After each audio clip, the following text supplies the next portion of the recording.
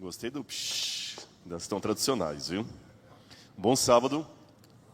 É um prazer estar aqui na minha igreja, que eu quase não frequento. E sabe qual é a beleza do sábado que eu fico olhando? É a diferença entre um templo e um tempo. O templo, você tem que ir até ele. O tempo vem até você. E Deus, de maneira muito sábia, colocou o sábado como um templo no tempo. Onde você estiver, o sábado vai a você. Você não precisa caminhar para lugar nenhum. E é interessante que enquanto houver pessoas ao redor do mundo guardando o sábado, haverá sempre pessoas intercedendo diante de Deus. Olha que interessante. O pôr do sol, por causa do fuso horário, em cada país acontece num horário diferente. Enquanto uma família está terminando o pôr do sol num país, pelo fuso horário, no outro estão começando. E no outro, e assim por diante. Como a Terra são 24 horas, você tem durante 24 horas famílias orando a Deus. Relembrando a criação, revivendo a esperança da volta de Jesus. E nós estamos aqui. Amém? Amém? Sabe o que significa amém? Eu estou vendo tão fraco assim. O que significa amém? Assim seja. Olha a força do hebraico que às vezes a gente perde quando traduz uma palavra. Na língua hebraica bíblica não tem espaço para abstratos. O abstrato foi uma coisa criada depois de Platão e as línguas ocidentais, como o latim, o grego e o português, pegaram a noção de abstrato. Abstrato é tudo aquilo que você não pode contar, não pode descrever, você pode apenas idealizar. Por exemplo, peça alguém para desenhar para você o respeito. Como é que seria o respeito? Qual a cor do respeito? Qual o tamanho do respeito? Você pode desenhar uma bola, você pode desenhar uma casa. Respeito, mas na língua hebraica bíblica, o respeito poderia ser desenhado, porque tudo para eles tem um formato e uma consistência. Por exemplo, olha como a Bíblia descreve a fidelidade de Enoque. Enoque andava com Deus. Olha como é que descreve, sempre de maneira concreta. E embora não exista no hebraico antigo uma palavra própria para fé, a que mais se aproxima é a palavra emuná. Emuná, que significa fidelidade. Mas como para eles tudo é concreto e dá para desenhar, a ideia de emuná é o seguinte: você está no meio do mar, nadando, o seu navio naufragou, e você não aguenta nadar mais, está com cãibra nos braços, você vai começar a afundar e vai morrer. De repente passa por você um tronco de árvore, alguma coisa boiando. O que você faz? O que você faz? Se agarra. Esse ato de agarrar com força é o que o judeu chamaria de emuná.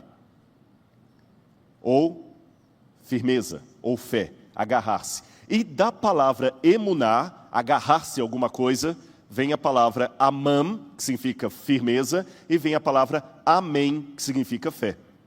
Ou seja, amém quer dizer, nisto eu me agarro, nisso eu me apego, como se minha vida dependesse desse ato. Amém? Agora sim. Então, se você se agarra com uma coisa, como se sua vida dependesse daquilo, você está pronto para dizer amém diante das coisas de Deus. E falando em amém, eu cumprimento, dizem que tem uma câmera aqui à minha direita, eu não sei onde é que ela está. Está lá? Não, tem uma central aqui, tem uma outra fechada. Eu vou falar na central então aqui. Eu quero cumprimentar o pessoal que está em casa, no Brasil, no exterior, acompanhando esse culto da Igreja do NASP pela internet, que o Espírito Santo esteja com você também, em qualquer lugar que você esteja. Então, pegue a Bíblia aí, acompanhe conosco a leitura da Palavra de Deus e que o Espírito Santo encha o seu coração. Muito bem, meus irmãos, antes de entrar no sermão propriamente dito, eu queria reforçar um convite. Quantos receberam esse panfleto aqui ali na entrada? Ótimo, ela está colocando uma cópia ali. Eu queria fazer um convite especial a você. Na verdade, hoje eu tinha pedido ao pastor até um espaço para falar do Congresso. E ele falou, não, então ao invés de falar do Congresso, você prega. Nós vamos ter aqui, nos dias 15 a 18 de novembro, o 2º Congresso Internacional de Arqueologia Bíblica. Esse congresso é feito pelo NASP, em parceria com a Moriah Center, que é o Instituto de Estudos de Israel, e junto com a Universidade Hebraica de Jerusalém. Ou seja, quem participar do congresso vai ter um certificado com o logo da Universidade Hebraica, já é o 2º. No ano passado, graças a Deus, foi um sucesso. Vieram pessoas de mais de 8 países. O cônsul de Israel veio e prometeu voltar. E esse ano nós vamos estar aqui a professora Christy, que vai ser uma das palestrantes, professora de arqueologia. A professora Janaína Xavier também vai estar aqui. A professora Lídice Ribeiro, que é antropóloga do Mackenzie. O professor Wagner Porto, da USP, vai estar conosco aqui. O professor Oren Outfield, esse professor Oren, perdão, é Gutfeld. O professor Oren é o que descobriu a 12ª gruta de Qumran, onde estavam os manuscritos do Mar Morto. E junto com ele vamos trazer de novo o doutor Adolfo Reutemann, que é o curador dos manuscritos do Mar Morto. Agora, tem uma coisa que está me preocupando. Sabe o quê? Até agora, do UNASP, nós temos menos de 70 inscritos. Já pensou vir todo esse pessoal aqui e não ver a representação do UNASP? Nós queremos encher de novo esse congresso, que é uma maneira de testemunhar, porque vêm pessoas de várias localidades, de várias religiões, até sem religião, e é uma maneira de testemunharmos isso. Então, existe um preço especial que antes era só para os alunos, agora é para todos os membros da comunidade aqui da igreja do UNASP. Tá certo? Então é hora de você se inscrever. Eu posso contar com a sua participação nesse congresso? E ainda pode dividir de 2 vezes lá e tudo, então participa. Mas eu vou reforçar esse convite aqui para vocês. O NASP tem vários congressos aqui, tem congresso de música, de saúde, e esse eu queria a sua atenção, que é uma maneira também de nós falarmos com as pessoas aí fora sobre a arqueologia bíblica. E ele faz parte já de um projeto que o colégio tem aqui, em breve vocês vão ouvir mais, que é a pós-graduação em arqueologia bíblica, até para levar alunos para escavar em Israel. Tá bem? Então aguardem. Mas para isso eu quero que você venha ao congresso participar. E já que eu estou fazendo o incentivo do congresso, eu quero pregar aqui, pode colocar já o sermão? No sermão de hoje eu quero falar um pouquinho com vocês sobre esse papel da arqueologia que vamos incentivar no congresso e também no estudo da palavra de Deus. Eu sei que você que está me ouvindo aqui é muito acostumado a ouvir dizer da arqueologia como ferramenta hermenêutica, como ferramenta apologética de confirmação da história da Bíblia Sagrada. A arqueologia tem esse papel e ele é muito importante, mas existe um outro papel da arqueologia pouco divulgado, e eu estou querendo trabalhar mais nele agora, até tinha um grupo de pesquisa nisso no Teológico lá, que é a arqueologia como interpretação, como esclarecimento do significado da palavra de Deus. Se você olhar bem, a Bíblia, se eu transformar a Bíblia em valores percentuais, talvez uns 20% da Bíblia são doutrina. De 70% a 80% da palavra de Deus são descrições históricas, geográficas, culturais, expressões idiomáticas. A Bíblia fala mais de rio, de vale, de cidade, de estrada, de montanha, do que do sábado. Ela fala muito de costumes, expressões idiomáticas. Deus endureceu o coração de Faraó. E quando nós não entendemos a cultura da época, nós corremos o risco de mal interpretar essas passagens da Bíblia, ou pelo menos perder a força cultural daquelas palavras. Um exemplo, vocês sabiam que a palavra amém tinha toda essa força que eu acabei de descrever aqui? Você podia imaginar que amém significa nisso eu me agarro? Não está errado traduzir amém por assim seja, mas quando a gente pega o contexto da época, com certeza a palavra amém agora tem outro significado para você. E é esse exercício que eu quero fazer essa noite aqui, incentivando você ao estudo da Bíblia, junto com a arqueologia e também a vir, é claro, ao nosso congresso aqui de arqueologia. Eu não gosto de colocar fotos onde eu apareço, não, porque fica parecendo Facebook particular, mas essa foi a única que eu encontrei rápido ali, então eu resolvi colocá-la para vocês. Mas esqueçam o sujeito que está no meio ali e olhem só o ambiente. Eu tirei essa foto no Vale do Elá, onde Davi batalhou contra Golias. Pertinho de onde eu estou aí é um riacho sazonal, de onde Davi tirou as pedrinhas para batalhar contra o gigante Golias. Agora, alguém saberia me dizer que árvore é aquela que está atrás de mim ali? Cerejeira, alguns falaram? Parece cerejeira, mas não é. Esta é uma árvore de amendoeira. Vocês conhecem a amêndoa só quando vai no picolé, né? Amendoeira. Agora, olha como é que a árvore da amendoeira, por isso que eu estou falando, a arqueologia não é só encontrar com a cultura bíblica. Olha como é que essa árvore da amendoeira vai ajudar você a entender uma passagem da palavra de Deus que está ali, Jeremias capítulo 1, versículo 11. Jeremias capítulo 1, versículo 11. Antes de ler, Deixe-me só explicar para vocês uma cultura de Israel. Eu tirei essa foto no mês de fevereiro, março, mais ou menos, foi fevereiro, março. O inverno estava acabando e a primavera estava começando. Lembra, hemisfério norte, o inverno é diferente do nosso aqui. Estava derretendo a neve já e estava começando a primavera. E em Israel, a primeira árvore que dá flores, indicando a chegada da primavera, é a amendoeira. Então, quando a amendoeira começa a dar as suas flores, e é bonito demais, que ela fica assim, toda branquinha e cai no chão, sabe? Muito bonita mesmo, o chão fica forrado das flores branquinhas dela assim, é o sinal para o homem do campo judeu de que o inverno acabou e a primavera está chegando. E a primavera é o clima mais ameno, mais gostoso, as flores começam a brotar, é um clima, os passarinhos cantam mais alegres. Então a amendoeira significou para eles o fim do inverno, o fim do frio e o início da vida, o início da primavera. Por isso que o ano judaico se inicia com a primavera, no mês de Abib. Abib, em hebraico, significa tanto o nome do primeiro mês do ano, como a primavera. Olha, tanto é que a capital é Jerusalém, mas isso aqui é uma polêmica danada, porque para Israel e para a Bíblia, a capital de Israel é Jerusalém, mas para a ONU é Tel Aviv. Eu acredito que é Jerusalém, não vou entrar no mérito da questão não, mas para a ONU é Tel Aviv. Tel Aviv é uma cidade muito importante do Estado de Israel, e Tel Aviv significa Tel, colina, Aviv, primaveril. A colina do mês de Aviv, o mês primaveril. Então, a árvore da amendoeira é a que inicia a Aviv, inicia a primavera.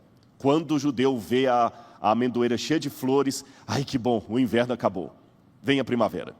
E eles chamam a amendoeira de shaked, em hebraico, shaked.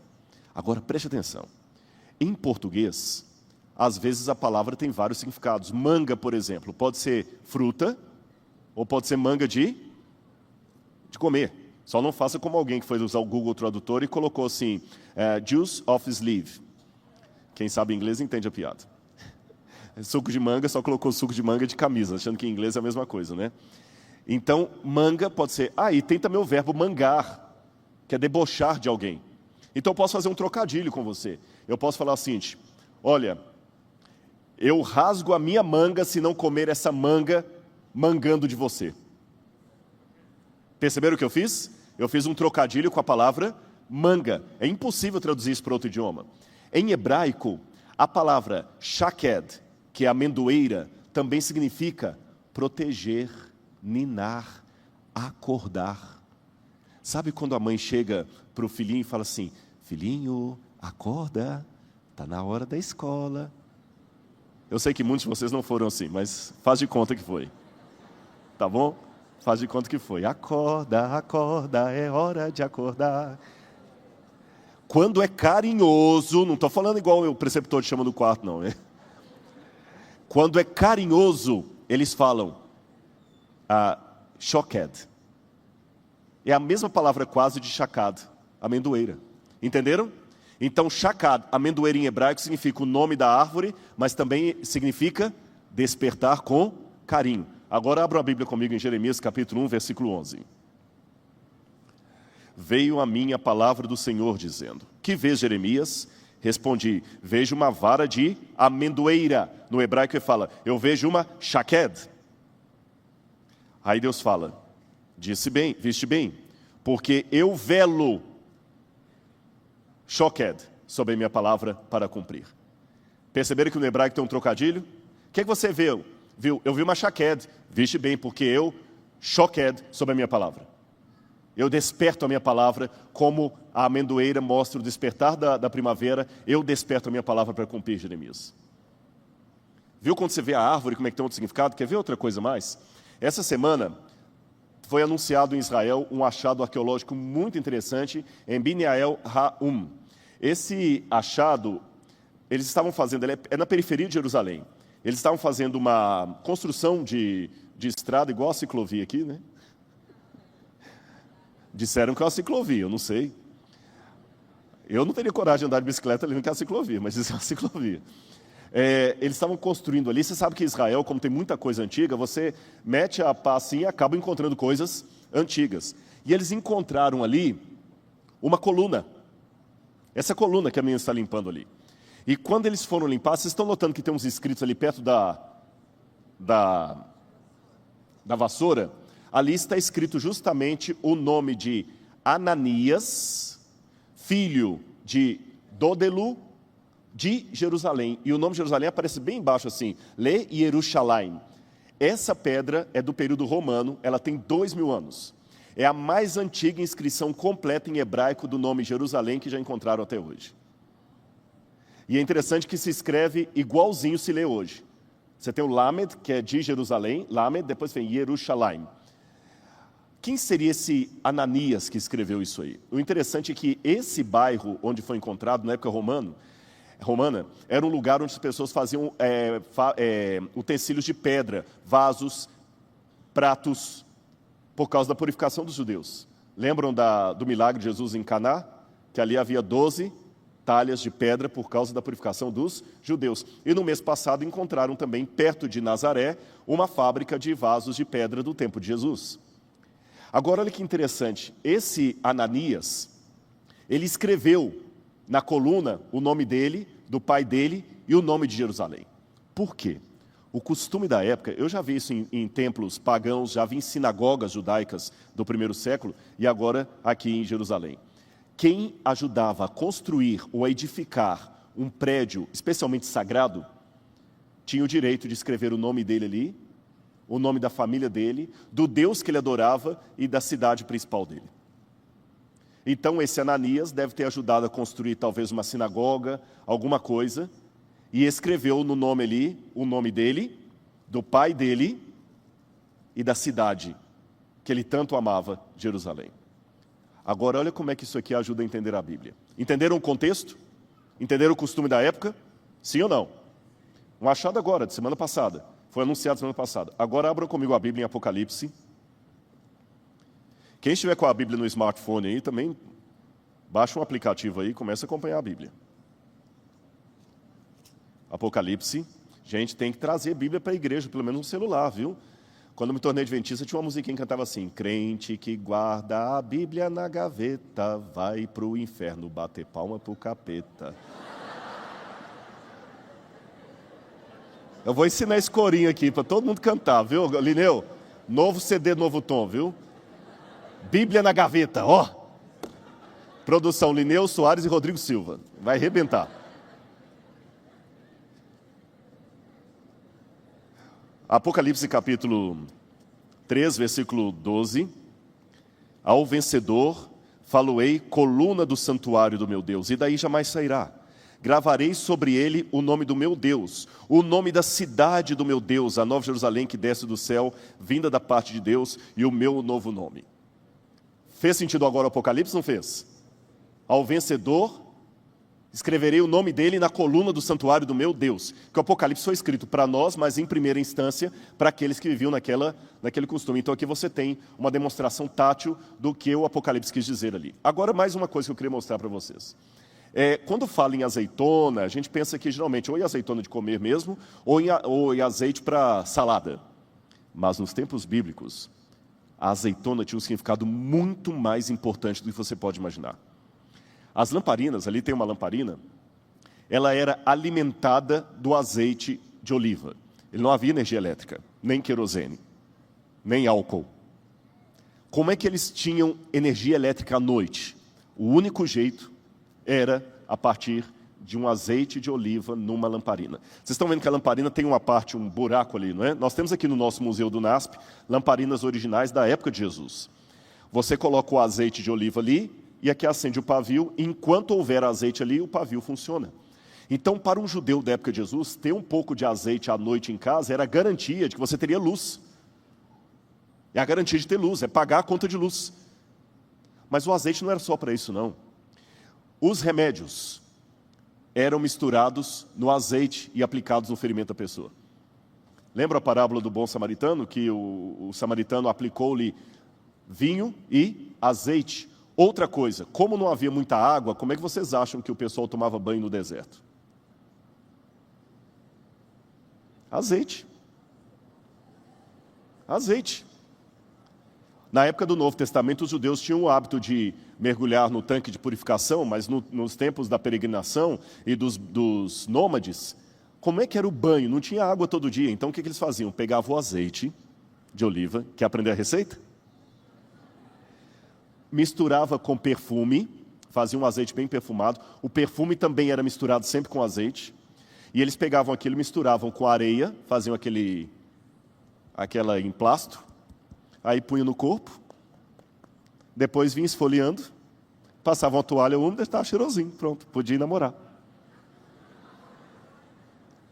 Tanto é que para comer, as pessoas assim, porque nem todo mundo tomava banho todo dia, o cheirinho podia não ser agradável. Então, o que acontece? A pessoa, quando ia te receber para comer na casa, ele levava um pouquinho de azeite perfumado e ungia a sua cabeça e pronunciava uma bênção sobre você. Salmo 23. Unges minha cabeça com óleo, meu cálice transborda. Então, o azeite significava perfumar. A comida não tinha receita com água, não dava. Para fazer o pão todo dia, era azeite com farinha. Então, o azeite era importante para um monte de coisa, inclusive símbolo do Espírito Santo. Por isso que quando você olha uma oliveira em Israel, ela tem um significado muito mais importante do que simplesmente fazer azeite para salada. Agora, essa aqui é uma oliveira de Israel, bem antiga. E uma coisa que chama atenção é que quanto mais velha a oliveira vai ficando, mais larga é o seu tronco. E ela vai envelhecendo, envelhecendo, e ela morre. Literalmente ela morre. Nós que somos leigos em botânica do Oriente Médio, fala assim, morreu. E do meio da oliveira sai esse broto. Estão vendo que tem um broto bem novinho ali, olha? Ele é bem diferente, não é? Ele é chamado de rebento. Rebento, ou tsemar, em hebraico. Tsemar, rebento. Quando sai aquele rebento ali do topo da oliveira, é uma maneira de dizer assim, uau, a oliveira reviveu. De onde estava tudo morto, Deus trouxe a vida. Por isso que a oliveira sempre foi símbolo de Israel. De onde estava morto, Deus trouxe a vida. Mas além desse rebento que sai em cima, na parte de baixo dela também sai um outro ramo novinho, que eles chamam de renovo. Aqui eu tenho uma outra foto aqui. Estão vendo a oliveira lá? Dá para ver o rebento lá em cima? Sim ou não? Aqui, ó, nesse aqui dá para ver e no outro lá, ó. E o renovo, é esse aqui que sai do broto, ele sai justamente da raiz. O renovo é o que você vai usar de muda para plantar uma nova oliveira. E o rebento que sai em cima é a certeza que ela ainda está viva. Agora, abram a Bíblia comigo em Isaías. Isaías, capítulo 11. Na Bíblia na gaveta. Isaías capítulo 11, versículo... E podem rir, viu, gente? Se um homem não sabe rir de uma boa piada, desconfie da religião dele. Isaías capítulo 11, versículo 1 diz assim: do tronco de Jessé... do tronco de Jessé, estão vendo o tronco lá? Sairá um rebento. Rebento. Aqui usa a palavra roter, que é a mesma coisa de tsemar, um rebento. E das suas raízes, um renovo. Do tronco de Jessé sairá um rebento, e das suas raízes um renovo. Ficou claro o versículo da Bíblia agora? Agora vejam bem, quem recebia a unção, recebia a presença do Espírito Santo. Era símbolo do Espírito. Sempre você podia ser ungido na hora de comer, quando morria era ungido, quando você se consagrava como sacerdote era ungido. E eles esperavam, então, aquele que seria o ungido dos ungidos, que receberia a unção como ninguém mais recebeu, a unção completa do Espírito de Deus, o Messias. É interessante que em grego a palavra unção é crisma. Por isso que a Igreja Católica tem a crisma. E quem recebe a crisma é o Christos, o ungido. Agora, como é que eles faziam para preparar essa unção? A oliveira é fustigada como se fosse pé de café, cai ali, eles enrolam toda a azeitona naquele saco de linhagem, levam para esse lugar aqui e embaixo dessa pedra eles colocam as azeitonas. Contra a ação animal, as azeitonas vão sendo esmagadas e formam uma pasta. Imaginou uma pasta? Tipo assim, uma borra mesmo, uma pasta. Você pega aquela pasta, agora imagina comigo aqui. Imagina um pneu de bicicleta ou de moto, só que ao invés do pneu de moto ser feito de borracha, ele é feito de saco de linhagem. Imaginou? Você pega esse pneu que você imaginou feito de saco de linhagem, pega aquela pasta ali e coloca aqui dentro dele. Aí você coloca o pneu assim. Pega um segundo, coloca aquela pasta e coloca por cima. Depois você coloca um empilhado sobre o outro, você coloca um pau ali, pega 2 moleques lá para poder ficar fazendo força, ele aperta e espreme aquilo ali, ó. Aqui tem até uma com pedras aqui, dá para você ter noção. Espreme e você então começa a produzir o azeite. A primeira prensa é o azeite extra virgem, é o especial que vai para a casa de Deus. Depois tem o segundo azeite que é para fazer comida, para lamparina, etc, etc. Agora, olha que curioso. Sabe como se chama azeitona em hebraico? Shemanim. Shemanim. E sabe como se chama a prensa, aquela prensa? Gat. Vou repetir. A azeitona é Shemanim. E a prensa é Gat. Agora vamos juntar as duas palavras. Gat Shemanim. Gat Shemanim. Lembra que palavra? Getsemane. Quando Jesus foi para o Getsemane, muita gente fica pensando num jardim cheio de oliveiras. Na verdade, o Getsemane era onde havia essas prensas. E Cristo estava ali realmente recebendo a pressão, moído pelas nossas iniquidades, como diz Isaías. É outro sentido. Agora eu estou com um dilema aqui. Eu tinha programado, eu pensei que ia ter um pouquinho mais de tempo. Eu consigo quebrar o protocolo e terminar esse culto 9h15? Vai matar alguém? É porque faltam 14 minutos aqui, mas eu preciso de 30 minutos para terminar meu sermão. Tá bom? Vou fazer uma reflexão com você. Pelo menos para educação fica. Viu? Agora ficar com medo, né, do crente que guarda, né, porque é todo quietinho aqui, né? Tinha uma outra pior. Cuidado, olhinho com que vê. Essa era boa, viu? Oh. Vamos lá então, pessoal. Eu vou fazer com vocês uma reflexão agora de uma passagem da Bíblia que muita gente já ouviu, talvez até ouviram algum sermão meu na internet sobre isso, mas eu quero aplicar de novo esse contexto arqueológico para iluminar essa passagem e dar um novo significado para vocês. A parábola do filho pródigo. Abram comigo a Bíblia em Lucas, capítulo 15, versículos 11 em diante. Lucas, capítulo 15, versículos 11 em diante.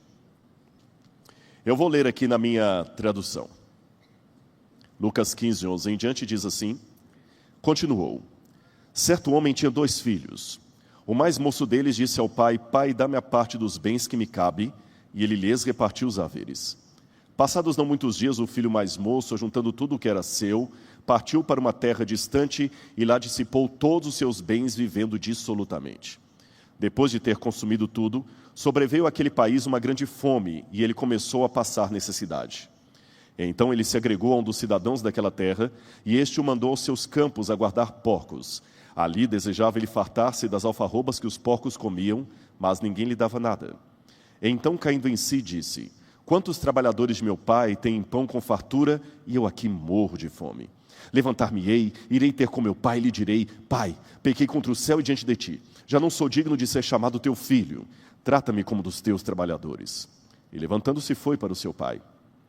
Vinha ele ainda longe quando seu pai o avistou, e compadecido dele, correndo, o abraçou e beijou. E o filho lhe disse: Pai, pequei contra o céu e diante de ti, já não sou digno de ser chamado teu filho. O pai, porém, disse aos seus servos: Trazei depressa a melhor roupa e vestiu.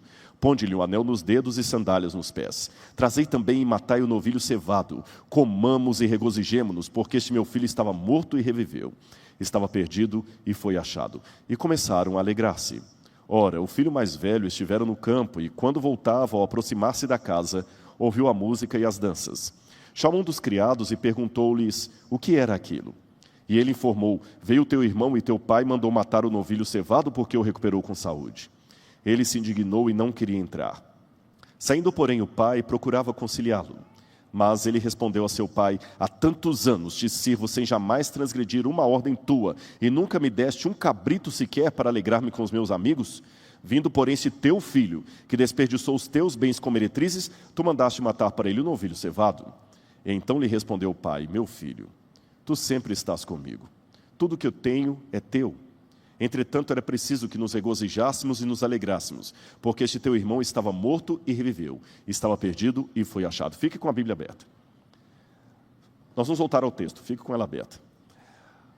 Quando a gente lê assim de uma maneira piedosa a Bíblia, nós às vezes não ousamos fazer algumas perguntas que os ateus e céticos fazem.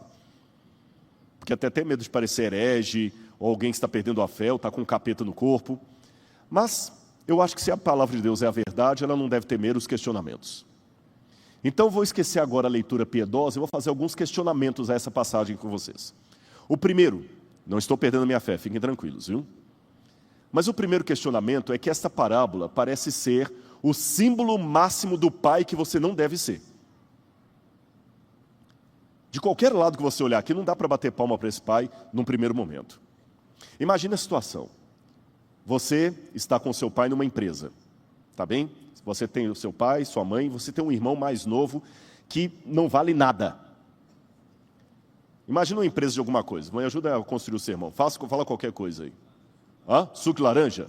Então tá bom, você tem lá. Pior que é perigoso, parece que eu estou falando da Kiki aqui, né? Da Kiki aqui. Então a fábrica chamada Kiki, não tem? Mas não falar da Kiki aqui, não. E você trabalha todos os dias na fábrica de suco de laranja, e você acorda cedo e vai lá, e você faz pesquisa sobre o cancro da laranja, para ver, você vai lá, você contrata, você vai ver se os trabalhadores estão fazendo direitinho, você assiste até Globo Rural todo domingo para poder ficar interagido, é o primeiro a chegar na plantação, o último a sair, vai no escritório, sempre tem reunião com os contadores. Agora o seu irmão, sempre embalada, bebendo, já nem vem mais para a igreja. Um dia está a família reunida comendo, o telefone toca, seu pai, vou ter que ir à delegacia. Por quê? Seu irmão estava embriagado, bateu o carro, deu perda total no outro carro lá, o dono está bravo lá, ainda machucou a menina, e eu vou lá tirá-lo da cadeia.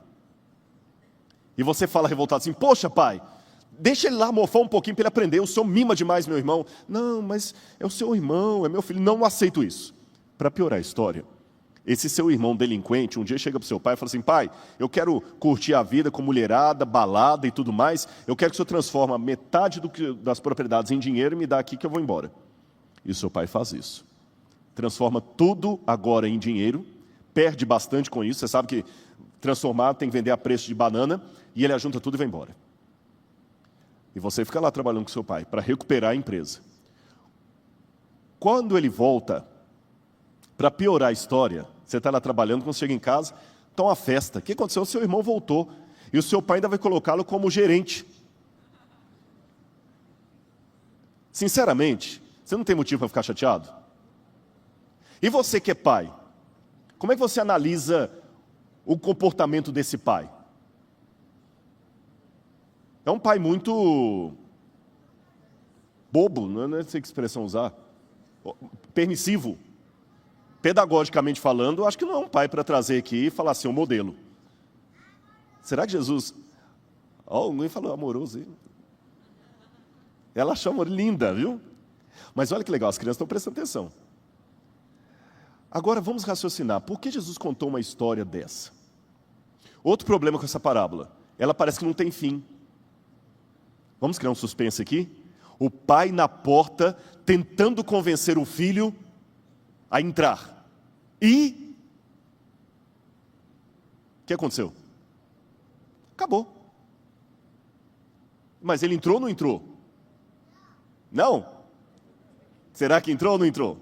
A Bíblia não fala, esse é que é o problema. Como é que é o nome dela? Samantha. A Bíblia não conta se ele entrou ou não entrou. Mas será que a gente vai conseguir no sermão hoje descobrir? Vamos tentar? Então, o primeiro problema, que parece que é um pai permissivo. A Samantha acha amoroso. Segundo problema, porque parece que a parábola não tem um desfecho. Terceiro, o personagem principal é quem não deveria ser, o filho pródigo. A parábola do filho pródigo. Quando você coloca o nome de alguém no título, é porque ele é o principal personagem. A turma do Chaves. Não precisa dizer mais nada. Os Simpsons. É porque o principal personagem está ali. E será que esse camarada deve ser o principal personagem? Vamos analisar primeiro o texto dentro do contexto. Por isso que eu pedi para ficar com a Bíblia aberta. Qual é a primeira palavra que aparece aí na parábola? no verso 11? Qual a primeira palavra? Continuou. Ora, eu não sou professor de português, mas continuou dá a entender, obviamente, que tem algo antes. Então, os alunos de teologia que fazem hermenêutica sabem que você tem que olhar o texto dentro de um contexto. Então, o que está imediatamente antes? Parábola de quê? Dracma perdida, parábola da moeda perdida, dracma, da moeda perdida. Mas como começa a parábola da moeda perdida? Ou conjunção alternativa. De novo, pede algo antes. Você chega e fala assim, pois é, ou nós saímos amanhã cedo. Ou o quê? Então vamos olhar o que está antes. E o que está imediatamente antes da parábola da moeda perdida? A ovelha perdida. Mas como é que começa no verso 3 a parábola da ovelha perdida? Então. Pois é, né? Então.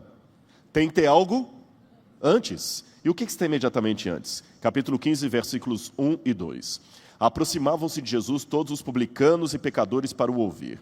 E murmuravam os fariseus e escribas, dizendo, este recebe pecadores e come com eles. Agora eu vou entrar com a arqueologia. Vamos tentar pegar o cenário. Como é que Jesus estava comendo? Porque eu já vi isso crítico da Bíblia, tem alguns críticos da Bíblia, teólogos liberais, que eles fazem a exegese deles criticando a Bíblia porque não conhecem nada de arqueologia, porque se entendessem não falariam aquilo. Tem alguns da Alemanha que falam o seguinte, por exemplo, ó, a pior versão que a Bíblia é mentirosa é que Jesus, onde Jesus está, os fariseus aparecem do nada. É igual Matrix, né? Ele está lá e aí materializa no ar assim um fariseu. Quem te deu autoridade? Quem conhece judaísmo, continua falando o crítico, sabe que um fariseu não entraria num ambiente onde está um pecador. Ele não comeria. Então, se Jesus estava comendo, como é que o fariseu pôde ver que ele estava comendo com um pecador? Vamos entrar com a arqueologia.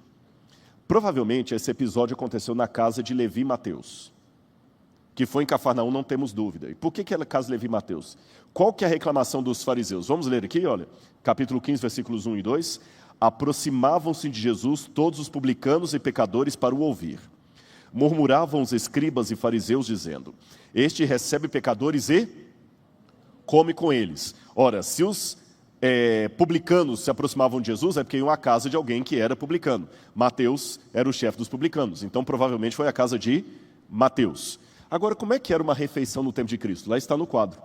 As pessoas não comiam como você aqui no refeitório, sentado sobre uma cadeira e aqui. As pessoas deitavam no chão e comiam com a mão direita toca na comida.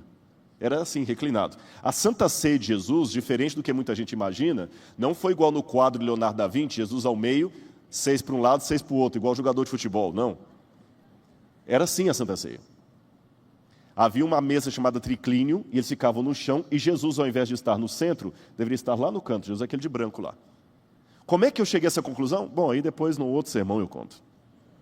Agora, mais um detalhe curioso sobre as refeições. As pessoas tinham as casas delas, aqui está um cenário de uma vila do tempo de Cristo. Eu quero dar um troféu para quem inventar um dia um laser que funcione em TV de LED. Né? Porque a gente quer mostrar um negócio no laser, mas LED não funciona. Então vocês vão acompanhar comigo. Vocês estão conseguindo ver um cavalo, um cara no cavalo, um soldado romano ali? Eles estão à porta de uma casa, tem até uma mulher na porta lá, estão vendo? Sim ou não? Cumprimenta? Oi? Aquela casa, você vê que ela tem um terraço. E a de cá também tem um terraço. As pessoas ficavam a maior parte do tempo nos telhados das casas. A vida social das pessoas no tempo de Jesus era no telhado das casas. Aqui eu tenho mais uma ilustração da época de Cristo. Estão vendo uma escada ali? Ó, tem um jumento estacionado aqui. Seguindo para frente do jumento tem uma escadaria. Estão vendo? Estão vendo lá na escadaria uma cobertura? Ali onde as pessoas comiam. Elas colocavam aquela cobertura porque havia muito calor, não tinha ar-condicionado para ficar dentro de casa. Então as pessoas ficavam a maior parte do tempo em cima, até para dormir à noite era em cima. Cozinhavam às vezes em cima, comiam em cima. Esse lugar em cima dos telhados era chamado de cenáculo, onde você ceia, come. Então a Santa Ceia de Jesus foi num cenáculo em cima de uma casa assim. A gente imagina um lugar fechado. E mais uma coisa curiosa. Quando a pessoa, tanto é que aqui, eu quero ler uma passagem com vocês. Já que as pessoas ficavam em cima do telhado, olha o que está em Deuteronômio, capítulo 22, verso 8. Deuteronômio, capítulo 22, verso 8. Pessoal de engenharia e arquitetura, isso é para vocês, viu? Deuteronômio 22, verso 8. Quando edificardes uma casa nova, far-lhe-ás no terraço um parapeito, para que nela não ponhas culpa de sangue, se alguém de algum modo cair dela. Perceberam o conselho bíblico? Porque a maioria das vezes as pessoas ficavam no telhado das casas. Pode voltar para Lucas capítulo 15. Então as pessoas ficavam ali. Tanto é que em Mateus capítulo 24, Jesus fala da volta dele. Aquele que estiver no telhado, não desça para buscar alguma coisa. Fala dos anunciadores do telhado. Então entenderam onde as pessoas comiam? Em cima dos telhados. Então imaginem que uma casa típica, o portão, vocês estão vendo o portão ali? O pátio da casa, ali uma escada, o único cômodo da casa, as casas só tinham um cômodo só. E lá em cima, o terraço onde as pessoas comiam. É óbvio que nessa situação, quem passa aqui na rua, consegue ver da rua a refeição que está tendo lá em cima. Entenderam ou não? Então não é que eles materializavam igual Matrix. Os escribas e fariseus estavam vindo aqui na rua e olhando e de repente começaram até a falar alto. Que vergonha, hein? O mestre de vocês que diz que é Messias, ele está comendo com pecadores e publicanos. Ele não deveria se contaminar. Quando Jesus estava comendo com eles, recebendo, não é que Jesus estava numa festinha, numa balada, com cerveja na mão e um cigarro, não. Para ser pecador naquela época, uma mulher que não podia ter filho já era pecadora. Alguém que tinha uma doença de pele já era pecador, porque não podia entrar na sinagoga, se fosse a Jerusalém não podia ir ao templo, você não podia encostar nele. Um leproso. E Jesus, como Messias, recebia esse pessoal que era rejeitado da sociedade, que eram os leprosos espirituais. Agora imagina, aqui na porta, os fariseus fazendo barraco. Que vergonha! Porque o judeu, ele fala alto mesmo, o pessoal do Oriente Médio, quando ele está chateado, ele grita. Se você tirar as buzinas do carro de um árabe, ele dirige. Se você tirar as rodas, ele dirige. Mas se você tirar a buzina, ele não sabe o que fazer com o carro. Eu peguei um táxi esses dias em Amman, aí o camarada todo buzinando, ele também buzinando. Eu falei assim, por que vocês estão buzinando tanto? Ele falou, porque estamos alegres. Uau! É desse jeito. Então eles falam muito alto. Agora, com essa informação, vamos voltar a Lucas capítulo 15, versículos 1 e 2. Jesus estava lá em cima, comendo com quem? Publicanos e pecadores. Aqui no portão, quem ficou gritando? Escribas e fariseus. O que Jesus deve ter feito? Jesus colado de cima gritando, igual barraqueiro, né? O quê? O que foi? Fala na minha cara aqui, ó. Ó, se eu for aí, você vai ver, viu? Não. Jesus, de maneira muito sábia e bem-humorada, desceu as escadas e veio até o portão. E quando chegou ao portão, vocês estão chateados, né? Estamos! Deixa eu contar 3 histórias para vocês. Aí ele contou a primeira história, no portão. Qual foi a primeira? A ovelha perdida. Eu pergunto a você, a ovelha sabia que estava perdida? Não? Será que não? Quem tem cachorro aqui? Pode levantar a mão, já é pecado não, eu tenho um. Cachorro, quando está perdido, ele sabe que está perdido? Sabe ou não sabe? Sabe, tanto é que ele tenta voltar. A ovelha também sabe que está perdida, tanto é que ela tenta voltar. Boi, quando ele está perto da boiada, ele tenta voltar. O animal, quando está perdido, cavalo, ele tenta voltar. Até formiga, passa o dedo no meio, ele fica desesperada. Na trilha, assim, passa em que ela perde a trilha, ela fica doidinha. Pergunto novamente, a ovelha sabia que estava perdida, sim ou não? A ovelha estava perdida dentro de casa ou fora de casa, Samanta? Fora de casa, acertou. Então tem a realidade de alguém perdido fora e que sabe que está perdido. Qual foi a segunda historinha que Jesus contou para eles? Dracma perdida, uma moeda. Moeda sabe que está perdida? Não. Moeda não pensa, não tem sinapse. A moeda estava perdida dentro de casa ou fora de casa? Dentro de casa. Então tem a realidade de alguém perdido fora e que sabe que está perdido, e alguém perdido dentro que não sabe que está perdido. E ele arremata com a terceira história. Um pai amoroso e 2 filhos perdidos. Um dentro, outro fora. E como é que eu sei que os 2 estavam perdidos? Eu resolvi colocar na prática uma coisa que eu li num livro, A Poesia e o Camponês Agora eu fugi o nome. Daqui a pouquinho vem. Eu já aprendi isso. Quando você tem dificuldade com o nome, espera um pouquinho que o Google funciona. A sinapse daqui a pouquinho acha. Kenneth Bailey. Deu certo, viu? Não sou coach não, mas... Não sou coach, nem quero ser.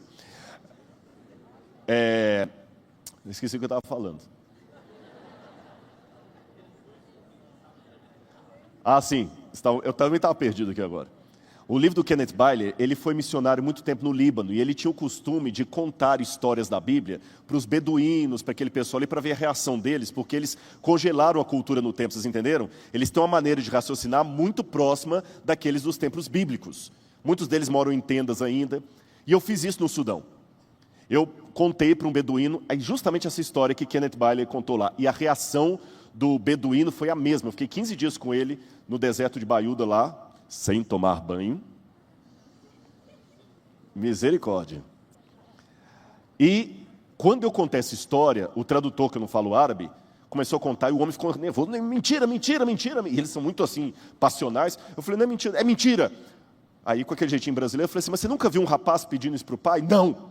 E se ele pedisse? O pai bateria nele. Tá, mas e se ele insistisse? Todo mundo da vila dava um cascudo nele e expulsava aqui. Dependendo do lugar, até apedrejava. E eu perguntei por quê. Ele falou, porque na nossa cultura, aí eu lembrei do Kenneth Bailey, e lembrei do que eu li da época bíblica, a herança só é dada quando o pai morre. Pedir a herança com o pai vivo é pedir para o pai morrer. E hoje, na nossa cultura ocidental, nós temos muito a figura da imagem da mãe por causa da tradição de Maria. Mas no Oriente Médio, o centro é a figura do pai. Eles são patriarcais. Então, falar que é o pai morrendo... Agora, olha que interessante o texto comigo. Lucas, capítulo 15, verso 12. O mais moço deles disse ao pai, pai, dá-me a parte dos bens que me cabe. E ele lhes repartiu os haveres. Lhes repartiu. O pai deu a herança para quem? Para os 2. Então o mais velho também recebeu. O mais velho também aceitou a morte do pai. Ele talvez não era sincero bastante como o mais novo, nada que justifique o erro do mais novo, mas ao mesmo tempo eu digo para você que Deus é menos ofendido pela sinceridade de um pecador do que pela hipocrisia de um santo. E tem muita gente na igreja que está vivendo a hipocrisia do santo. E talvez um dos grandes desafios para o pregador de hoje é converter os convertidos.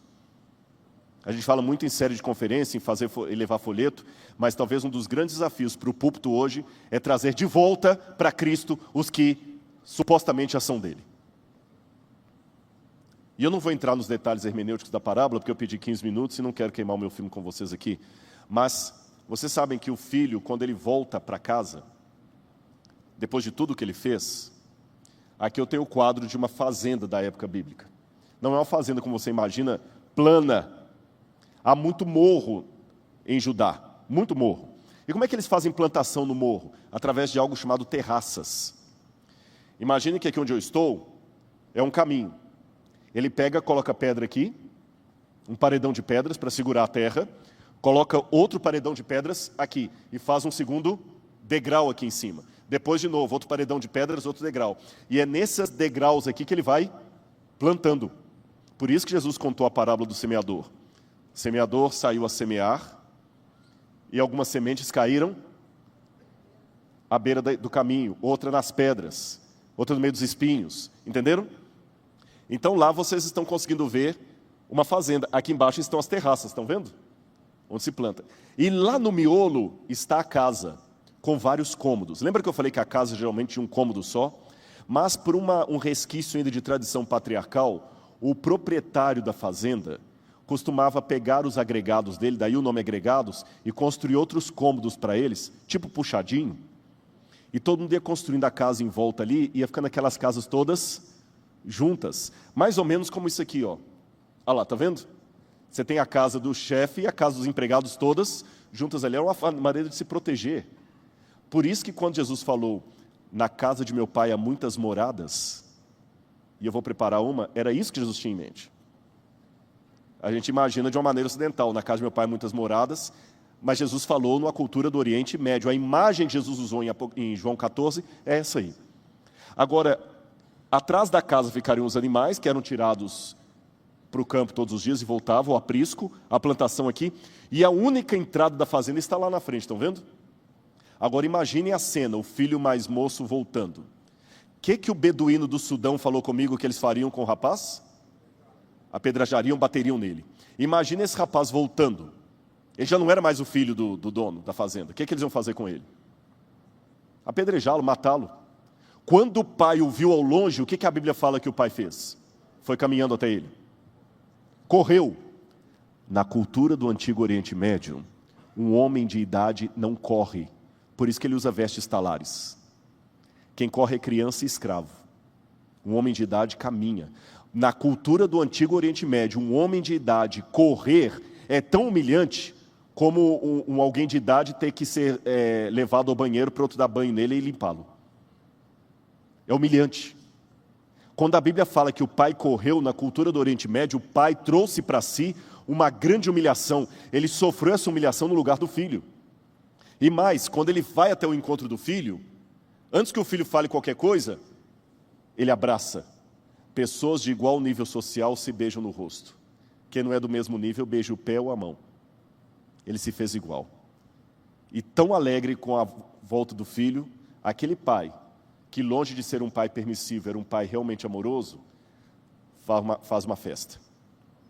Ali só tem um erro nesse quadro, que as pessoas estão calçadas, geralmente elas ficavam descalças para comer, mas estão vendo as danças ali? Agora é a hora de fechar. Enquanto está todo mundo dançando ali, quem chega?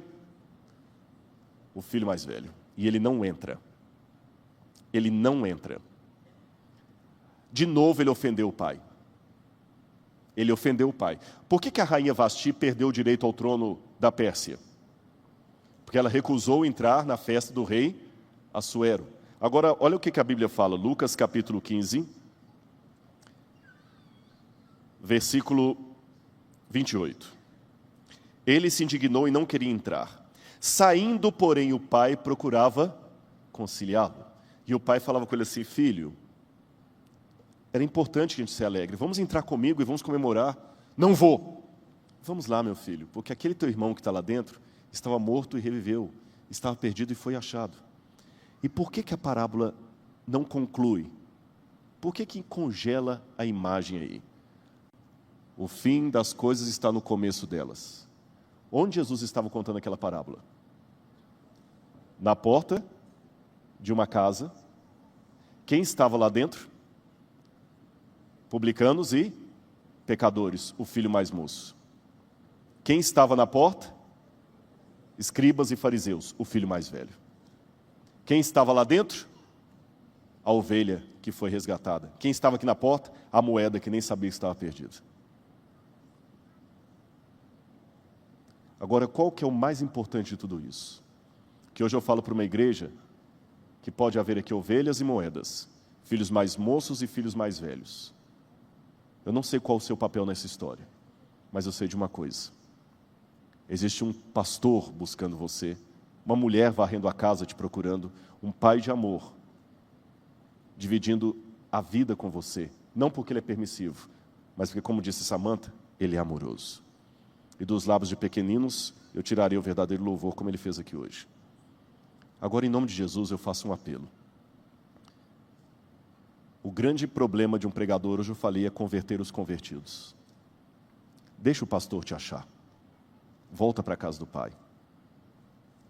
Volta para a casa do Pai. Não fica aí no portão reclamando daqueles que ele está aceitando lá dentro. Não seja fariseu nem legalista. Mas também não caia no engodo da graça barata, achando que você pode ficar sempre na pocilga, porque é isso que o mundo quer tornar você, uma pocilga. Esses dias eu lamentei quando eu cheguei de madrugada de viagem, passei e vi que já tem um inferninho sendo feito ali perto do NASP, e muitos jovens ali. Desculpem, com todo respeito, ali é a pocilga. E é ali que Satanás quer deixar você. É na bebida, é nas drogas. É ali. Não é a vontade de Deus. Eu sei que Jesus está voltando. E eu quero ir para o céu. E se por um lado eu brinquei aqui com as musiquinhas do passado, cuidado, olhinho com o que vê, Cuidado com o extremo de hoje de achar que Deus vai te levar para o céu de qualquer jeito. Não. Ele está mais interessado em salvar você do que uma mãe de tirar um filho de uma casa pegando fogo. Mas com o mesmo amor que Ele quer te levar para o céu, Ele vai te permitir ir para o lago de fogo e enxofre. E sabe qual que é a maior dor do lago de fogo e enxofre? Não é o fogo que queima. A Bíblia fala que o lago de fogo é um fogo que produz tormento. É a ausência absoluta de Deus. Meu conselho para você, não queira experimentar a ausência absoluta de Deus. Não queira. É uma angústia que eu não desejo nem para o diabo, embora ele vá enfrentar. Mas nem para ele eu desejo, de tão terrível que é. Só teve uma pessoa no universo que enfrentou a ausência absoluta de Deus. Cristo na cruz do Calvário por você. E é por isso que quando alguns estiverem lá, ele com lágrimas pensará, a minha grande tristeza é que eu estive aí para que vocês não precisassem estar aí. Obrigado pelo carinho de me ouvirem esses minutos a mais. Mas em nome do Senhor Jesus, resolvam a vida de vocês com Deus. Porque eu quero ir para o céu e quero ver você lá. Amém? Vamos ficar em pé e fazer a oração final.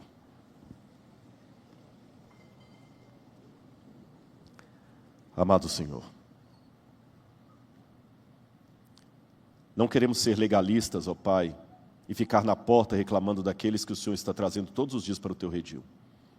Mas também não queremos, Senhor, ficar tolerantes com o pecado, em achar que agora tudo está muito bem, tudo está muito certo, que Deus tolera qualquer coisa. A graça é de graça, Senhor, mas não é barata. A graça não é objeto de liquidação. Senhor, não estamos aqui para julgar os nossos semelhantes, os nossos irmãos, mas estamos aqui para te suplicar o reavivamento sobre essa escola. O mundo está conspirando contra a verdade, Senhor. Mas nós queremos fazer parte do Teu povo, todos os dias. Portanto, Senhor, que a começar em mim, e pelos meus irmãos aqui agora comigo em oração, eu te suplico, permita-nos entrar no reino de Deus. Eu não sei qual o papel que cada um está se identificando aí nessas histórias. Filho mais moço ou filho mais velho. Na pocilga ou em casa perdido sem saber que está perdido. Mas todos nós temos a oportunidade de correr de novo para os braços do Pai. Dá-nos a Tua paz, Senhor. Em nome de Jesus. Amém. Permita-me dizer só uma última coisa para ser bem interpretado, porque eu sei que esse sermão vai para a internet e qualquer coisa que fala vira polêmica. Quando eu fiz referência a esse lugar lá, antes que ele fala assim, ele acabou de pregar, a gente tem que tolerar os pecadores. Eu quero explicar para você uma coisa. Você, quando está no lugar dos porcos, vai lembrar que a casa do seu pai tem trabalhadores que comem melhor do que você está comendo ali. Mas não adianta fazer isso e continuar lá. Se o filho pródigo quisesse agora enfeitar a pocilga, limpar, passar perfume, passar cal e colocar uma placa de lar doce lar, por mais que ele limpasse, um chiqueiro continua sendo um chiqueiro. Então, por mais que eu ame os irmãos que nessa hora do culto estão bebendo lá naquele lugar, eu também tenho o dever de alertá-los que eles têm que levantar dali e voltar para a casa do Pai. E você que está aqui não ir para lá. Tá bem? Porque por mais que a pocilga seja limpa, continuará um chiqueiro. Você tem que sair e ir para a casa do Pai. E o meu conselho é esse. Volta para a casa do Pai todos os dias. Em nome de Jesus. Amém. Muito obrigado. Que Deus abençoe a todos e um bom sábado a todos.